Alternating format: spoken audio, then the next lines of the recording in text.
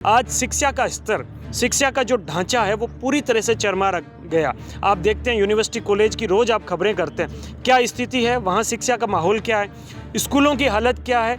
उससे सरकार को कोई सरोकार नहीं रह गया है। सरकार सिर्फ और सिर्फ अपनी कुर्सी बचाने के लिए रोज़ दिल्ली के चक्कर लगाती है। किराना की दुकान पे कोई सामान लेने जाते हो, वैसे आप किसी भी ढाबे पे, किसी ठेले पे, किसी दुकान पे जाकर के नशा खरीद सकते हो। युवा है जिसके पास डिग्री डिप्लोमा है वो भटक रहा है, कभी उद्योग भवन जा रहा है, कभी रोजगार कार्यालय जा रहा है, कभी किसी बैंक के चक्कर काट रहा है, कभी किसी दलाल के चक्कर में फंस रहा है। वो घन चक्कर बन गया, लेकिन उसका काम बेचारे का हो नहीं रहा। राजस्थान के मारवाड़ की धरती से निकले हैं विनोद जाखड़। उसी के बाद जहां एनएसयूआई के प्रदेश अध्यक्ष की सीट जो है वो खाली रह गई और उसी खाली सीट में एक यूथ कांग्रेस के प्रदेशाध्यक्ष की चुनाव जो है उसकी भी चर्चा है, वो पूरे राजस्थान में चल रही है कि हाँ अब प्रदेशाध्यक्ष की चुनाव जो है वो जल्द होंगे। उसके कैंडिडेट्स के नाम भी कहीं सामने आए हैं और उसी में से रजलानी गांव के युवा सरपंच पारस गुज्जर जी, उनका भी नाम है, वो भी यूथ कांग्रेस के प्रदेशाध्यक्ष के चुनाव लड़ने वाले। तो जरा उनसे भी हम चर्चा करेंगे कि क्या उनकी तैयारी है और कैसे उनके मन में ये आया, जहाँ आप सर युवा सरपंच भी है और अब कांग्रेस के यूथ के प्रदेशाध्यक्ष की भी चुनाव आप लड़ने वाले हैं, तो क्या कुछ कहेंगे उसको लेकर? निश्चित रूप से ये राहुल गांधी जी की एक सोच थी जी। उन्होंने जब से वो कांग्रेस की राजनीति के अंदर आए तो उन्होंने ये शुरुआत करी कि हम यूथ कांग्रेस में किसी भी नेता के कहने से किसी भी कार्यकर्ता को नॉमिनेट नहीं करेंगे, हम चुनाव करवाएंगे। और उन्होंने चुनावी प्रक्रिया शुरू करी, चाहे वो यूथ कांग्रेस की हो चाहे एनएसयूआई की हो।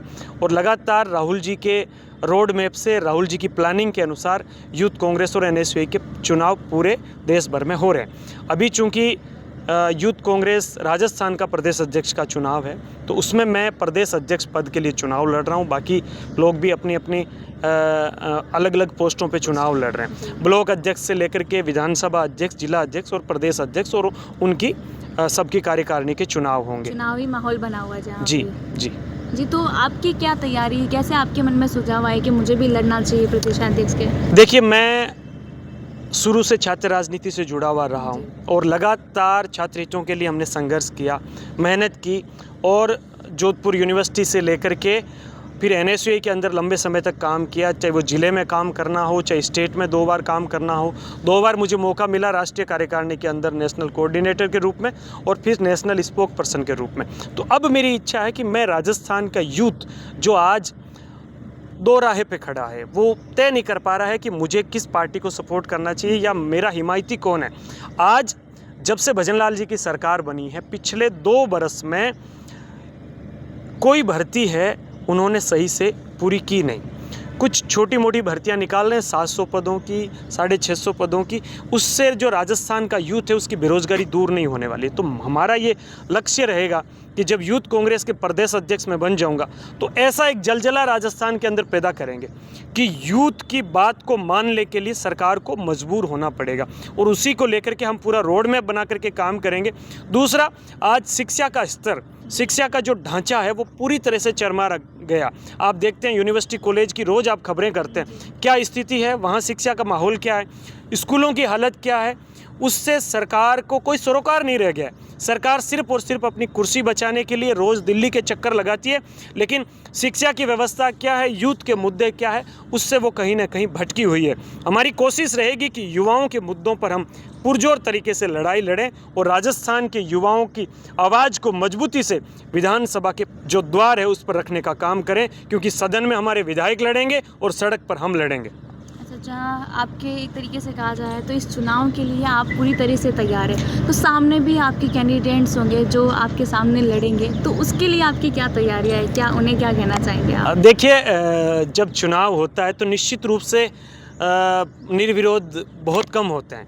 ये चुनावी प्रक्रिया इसीलिए है कि सब लोग अपना चुनाव लड़ें, अपनी तैयारी करें और अपनी तरफ से राजस्थान के युवाओं के सामने अपना विजन रखें। तो मेरा विजन क्लियर, 2 मुद्दे मैंने बताए। तीसरा मेरा रहेगा, अभी राजस्थान का जो यूथ है वो बेरोजगारी में तो है ही है, बेरोजगारी से तंग आकर के वो धीरे धीरे नशाखोरी की तरफ जा रहा है और अपराध की दुनिया में उसके कदम पड़ रहे हैं। क्यों पड़ रहे हैं? क्योंकि रोजगार नहीं है, क्योंकि संसाधन नहीं सरकार उपलब्ध करवा रही रोजगार सर्जन के, इसलिए यूथ या तो नशे की तरफ आगे बढ़ रहा है या अपराध की तरफ आगे बढ़ रहा है। तो उस अपराध के दलदल से बाहर निकालने के लिए और नशेखोरी, जो गाँवों के अंदर जिस प्रकार से किराना की दुकान पे कोई सामान लेने जाते हो, वैसे आप किसी भी ढाबे पे, किसी ठेले पे, किसी दुकान पे जाकर के नशा खरीद सकते हो। ये जो खुली छूट सरकार ने दे रखी है, ये कहीं ना कहीं उन परिवारों के लिए घातक है जिनके परिवार में सिर्फ एक बेटा है, एक पोता है।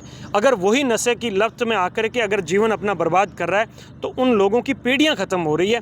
ऐसे में सरकार को आज आवश्यकता है कि नशे पर लगाम लगाई जाए और ये जो खुलेआम नशा बिक रहा है, इस पर कोई ठोस कदम उठाया जाए ताकि इस नशाखोरी पर लगाम लग सके। इसके लिए हम काम करेंगे। चौथा मेरा मेन जो उद्देश्य वो ये रहेगा कि सरकार अभी भारतीय जनता पार्टी की है, इन्होंने एक पॉलिसी लागू करी है कि हम युवाओं को खुद का बिजनेस करने के लिए अपनी तरफ से बजट देंगे। जी, 10 लाख का कहा है, लेकिन हकीकत यह है कि जो युवा है जिसके पास डिग्री डिप्लोमा है वो भटक रहा है। कभी उद्योग भवन जा रहा है, कभी रोजगार कार्यालय जा रहा है, कभी किसी बैंक के चक्कर काट रहा है, कभी किसी दलाल के चक्कर में फंस रहा है। वो घन चक्कर बन गया, लेकिन उसका काम बेचारे का हो नहीं रहा। 40-50 हज़ार रुपये वो कागजों में लगा देता है। कुछ ऐसे दलाल पैदा हो गए हैं जो 1-2 लाख उससे लेकर के कह देते हैं कि मैं तेरा ये करवा दूंगा, वो करवा दूंगा।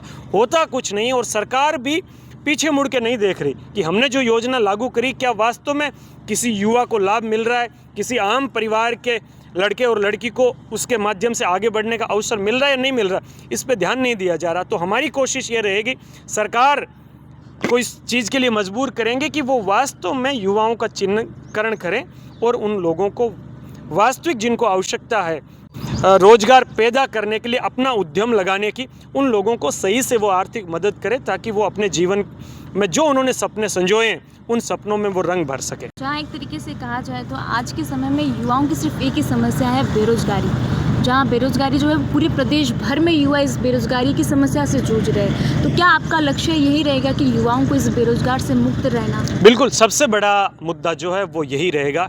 यूथ कांग्रेस का अध्यक्ष अगर पारस गुर्जर बनता है तो बड़ी मजबूती के साथ पूरे राजस्थान भर में मेरे भाई हैं, मेरे साथी हैं, उन सबको साथ लेके मजबूती से हम लड़ाई लड़ेंगे और सरकार को मजबूर करेंगे कि वो युवाओं की बात को सुने और बेरोजगारी के दलदल से युवाओं को बाहर निकाले। और अगर इस सरकार से ये काम नहीं होता है तो हम इस प्रकार से मजबूती के साथ पूरे राजस्थान में यूथ कांग्रेस को फिर से खड़ा करेंगे कि आने वाले समय में 2028 में कांग्रेस की सरकार बनेगी। और जब सरकार बनने से पहले जो घोषणा पत्र बनता है विधानसभा चुनाव का, उस घोषणा पत्र में डलवाएंगे कि अगर कांग्रेस की सरकार बनती है तो इतने लाख भर्तियां युवाओं को देंगे, ये युवाओं के रोजगार के लिए काम करेंगे, युवाओं को खुद की इंडस्ट्री स्थापित करने के लिए ये पैसा सरकार अपनी तरफ से देगी और इसकी जो पॉलिसी है उस पॉलिसी में स्थिरता रखी जाएगी। इस प्रकार से नहीं कि बहुत ज़्यादा डॉक्यूमेंटली उसको हार्ड कर दिया जाए कि आम आदमी वो फॉर्म भर नहीं सके और उसको अप्लाई नहीं कर सके। हो ये रहा है कि लाभ तो ले रहे हैं लोग पैसे का, लेकिन वही लोग ले रहे हैं जिनकी खुद की इंडस्ट्री पहले से लगी हुई है, जिनके बाप दादा बिजनेस कर रहे हैं, वो अपने पोते और पोतियों के नाम से पैसा उठा रहे हैं, सरकार का फ़ायदा ले रहे हैं। यानी गरीब और गरीब होता जा रहा है और अमीर और अमीर होता जा रहा है। ये जो बीच की खाई है इसको पाटने का काम हम लोग करेंगे और निश्चित रूप से बड़ी मजबूती के साथ पूरे राजस्थान के अंदर यूथ और छात्र को साथ लेकर के लड़ाई लड़ेंगे। इस सरकार को नाके चने चबवाएंगे और सरकार जब बदलेगी तो 2028 में कांग्रेस की सरकार बनेगी।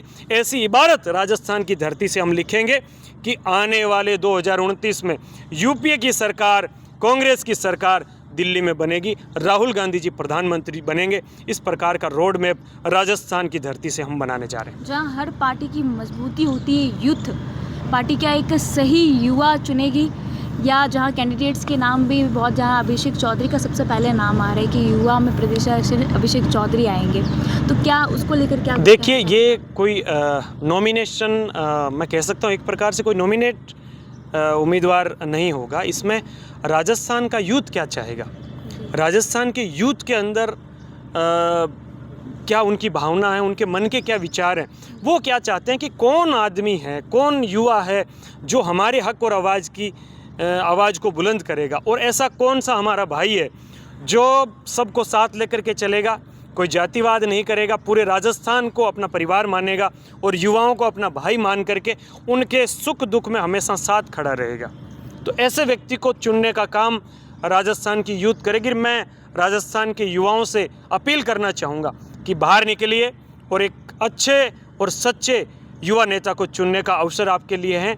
आप आइए, अपने भाई पारस का साथ दीजिए। इस प्रदेशाध्यक्ष के सीट में क्या आप युवाओं को कोई संदेश देना चाहते हैं आप? मैं युवाओं को यही संदेश देना चाहता हूँ कि आज जातिवाद बहुत हावी हो गया है, क्षेत्रवाद बहुत हावी हो गया।